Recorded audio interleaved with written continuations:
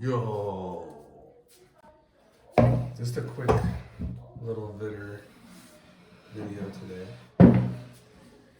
I just wanted to give a little update on where I'm going, what's happening in the world. So, Meria, my commander, I'm doing a little bit of a switcheroo, so we'll kind of get into that a little bit. But so before I had this as kind of just like a really good stuff gruel deck.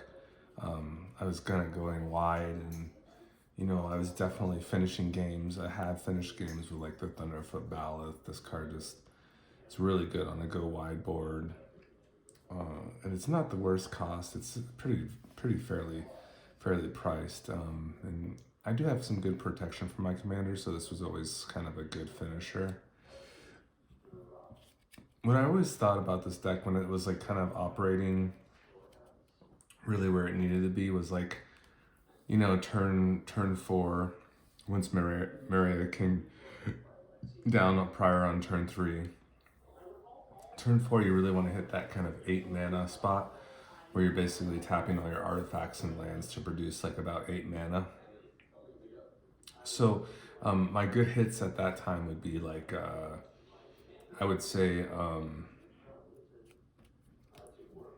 like for instance, the Cityscape Leveler was like a great hit that I'd be playing on like turn 4, where I would be, removing anything on the board that was really kind of threatening my kind of board state.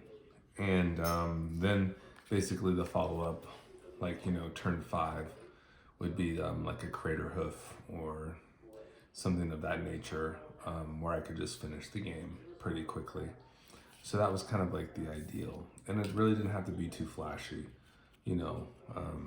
this was another card that would, been considered in that kind of,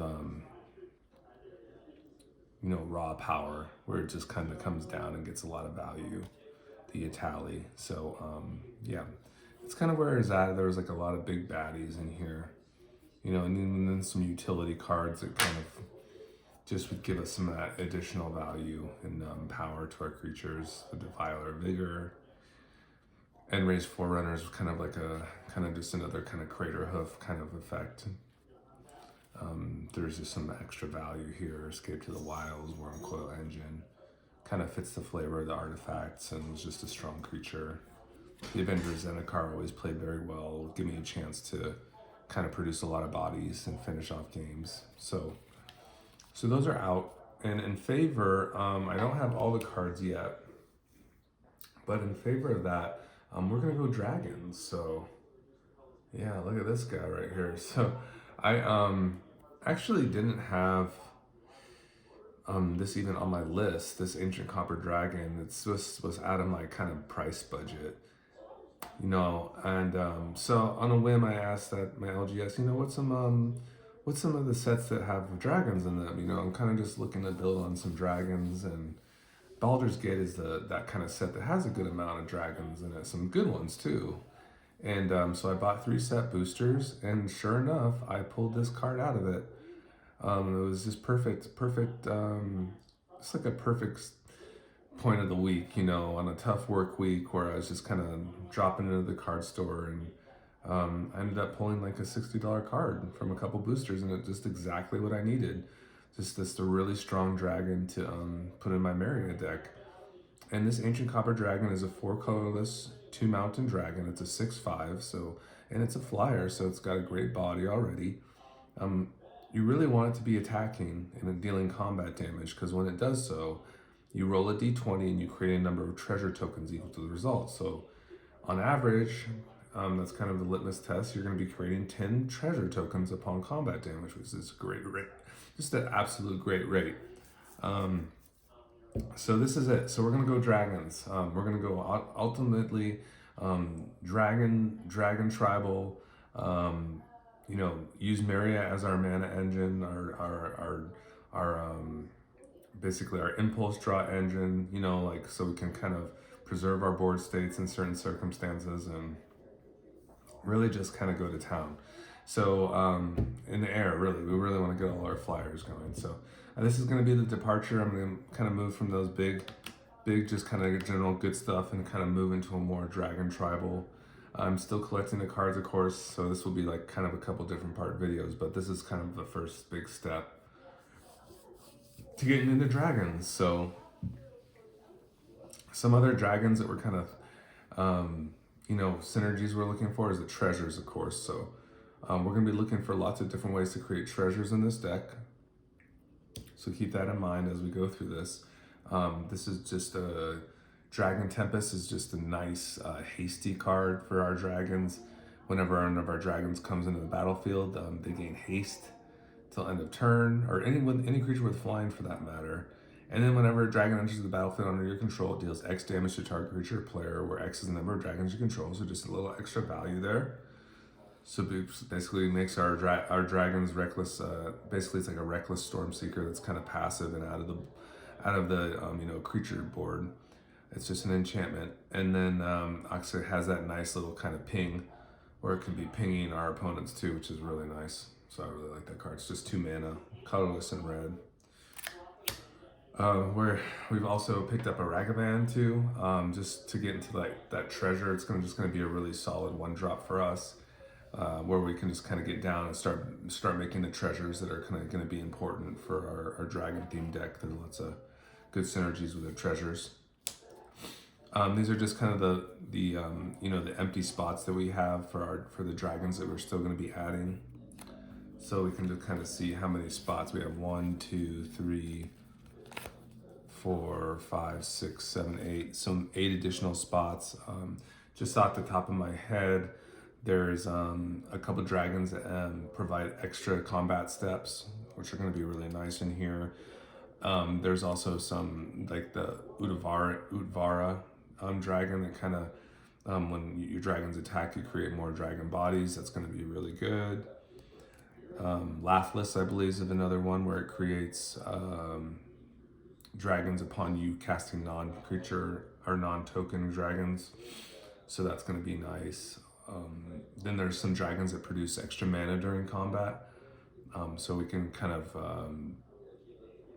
keep that nice little mana generation going when we want to play some of our bigger stuff. And of course there's old Nabo, and if I haven't mentioned that already, that just creates a lot of treasures when any of your creatures deal combat damage. So it's just kind of wild. So I mean, we're gonna take it kind of slow, but first we just want to get a hold of like kind of some more dragons, some more. The more combat steps is going to be good. The more mana generation is going to be. Of course, the dragons that provide double strike in the air, that's just going to be really good too. There's a couple of dragons that when they come on the battlefield, they provide double strike. There's also some dragons that just provide double strike like passively, like if they're on the battlefield to all your creatures. So those are the kind of dragons that we're very interested in. So there's that so far. Of course, we're going to be playing Meria, the Scholar. If you're not familiar with this commander, she turns all your little pleb artifacts into mana rocks. And I mean, you can have some very explosive plays. I've had some sequences where I played like 4 spells on turn 1, just because you can. Yeah, you really can. And if you get this thing out soon enough, which is definitely a possibility, then you're going to be able to start really providing some pressure and getting some of your bigger creatures and getting a lot of value out of your artifacts, your early plays. So it's not like a kind of like what I would guess you'd call term like a glass cannon, where you kind of just blow out your hand and it's really nice and you might a real fast start, but nothing really to back it up. And you're maybe not getting to your bigger plays still. So Meria is just going to be perfect for us here. I've always enjoyed this commander very much. We can just kind of go through some of the other dragons in here, because I have kind of started, filling the deck up with some dragons. Lizard Blades, I just going to definitely keep this. I just love this artifact in this deck. The fact that it kind of can become it's a double strike artifact. I just really like it. I really like it for this deck a lot. But yeah, we'll still even keep the Patchwork Automaton. It's just a nice body. Can get, kind of what I'm also gonna seek out that I didn't really what spurned this whole kind of dragon um, you know pursuance is the battle for Tarkir, which is the new battle from the new set, and definitely really like that card. Seeing how it's kind of been playing out on the arena gameplay, it's just really solid. So, and I really like when it flips. Like that dragon that comes out is just so good. Like it's just a nice 4/4 body, and when it attacks, it just deals 2 damage to any target, and it also applies that to all your other dragons too. Just wicked crazy. So yeah, I'm really excited for that battle. And Patchwork could be like that creature that kind of gets in early and kind of flips that battle early. So that's why I really like the Patchwork. It's a nice body. It can also activate our Henge when it in the early game if we have it in our opener. So yeah, I just love that card a lot. I'll just be kind of scrolling through here. Nothing much has changed. We still got kind of our nice little value engines here. Nice graveyard hate with the hers, some card draw advantage. I love the Darksteel plate to kind of give us that nice security for board wipes, and it just keeps on and preserves itself. I really like that. So we're also adding the artifact generators of the treasures. So I have the Gold Vein pick. I also have the Prion Blade. That's just kind of going to go in with our Dragon synergy that we're the treasure synergy that we're going to go. I really like how this deck is rounding out. This Tender Shoe Dryad, I'm actually going to be taking that out too. So some of these cards I just subbed in for a quick commander game because I still like to play this deck. So sometimes I'll just sub in the older cards that I had in before. But we did have Gadrak. He's just a really cool dragon for this artifact center deck. He's a nice value, 5/4, nice body. And if any of the non-tokens die during our turn, then we also create treasure tokens for each non-token creature that died actually during that combat. So it doesn't even have to be ours, it could be the opponent's, and it flies. It's a 5/4. You need 4 other artifacts for it to be able to attack. So we do meet that criteria most of the time. Here's the Gold Span Dragon. It's gonna make all our treasures produce for 2 mana when we sack them, rather than 1, which is fantastic. Also creates treasure upon it attacking or being targeted by spells. We're gonna keep the Augur. It's not a dragon, but I just like the Augur just to kind of keep that gasoline going from the top of our deck. Playing lands and creatures from the top really helps this deck with a card advantage. Sword of Forward and Frontier, it's gonna be so awesome. Like, can't explain to you how excited I am to like do extra combat steps with this artifact, especially if I have a double striker. This amount of value, it's just gonna be like absolutely insane.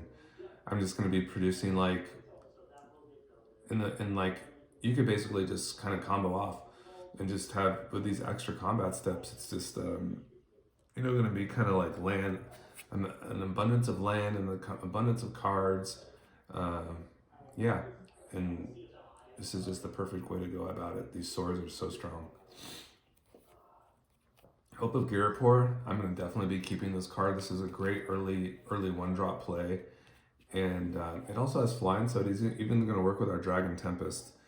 Oh, it's so good. So this card is going to be great, like, come turn 4 when maybe a player is, they'll be playing a Wrath or something. We can kind of key on what kind of decks are being played. If we have any alarm bells going off, we can go ahead and slam this and hit somebody in the air and sack it and make sure that next turn that player doesn't have any is able to play any non-creature spells. So yeah, maybe we could go ahead and get Meria going and finish them off with commander damage. It's definitely a possibility. Find the threat and just take them out real quick, So Beast Within, there we go. Just some removal. This is a really fun little dragon guy here, the Obsidian Charmaw. He costs 1 less to play for each land your opponents control that could produce colorless. So we're hoping to play this for on the cheap. And when it comes onto the battlefield, I get to destroy a non-basic land an opponent controls. And it has flying. Of course it has flying. It's a dragon. It's a cool card. Chariot we're going to just keep in, just kind of one of our stronger artifacts that we can play. And I kind of like the idea of copying tokens too. If that was to happen, I like that a lot. So, sweet. And the dosing dagger here. We got the dowsing dagger. Little pinger there. We can get in there and make some lotus land. So, kind of easy with all these flyers we got.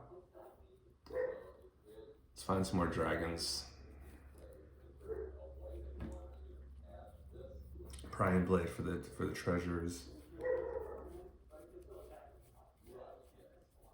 There is dragons, I swear. Wow, look at all that land.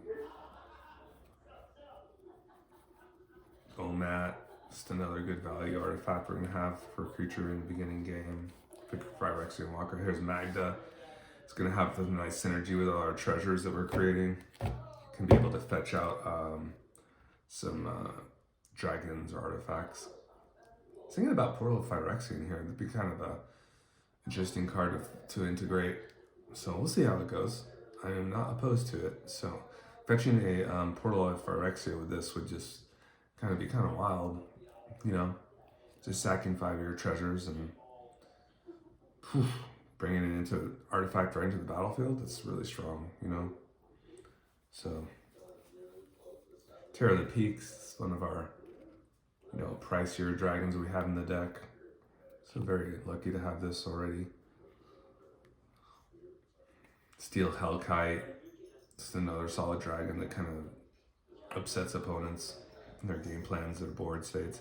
Just another cheap dragon that we have for Phyrexian Dragon Engine. We can unearth it from our graveyard to get some gas if we need to. Draw some cards. Greaves, Lightning Greaves, Henge. Oh, the sword. So I did have this sword too, just from years ago. It was like one of the only swords I had. And, you know, I was thinking about it, like how good. This is so good in the extra combat steps that the dragons can provide. You know, where you're just basically pinging opponents and they're just taking damage for how many cards are in their hand. And those extra combat steps, you just keep draining and draining. It's just kind of wild.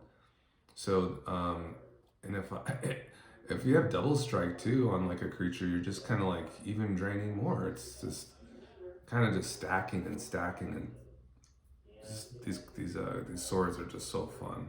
They're gonna be so fun in here. And so yeah, that's kind of the deck.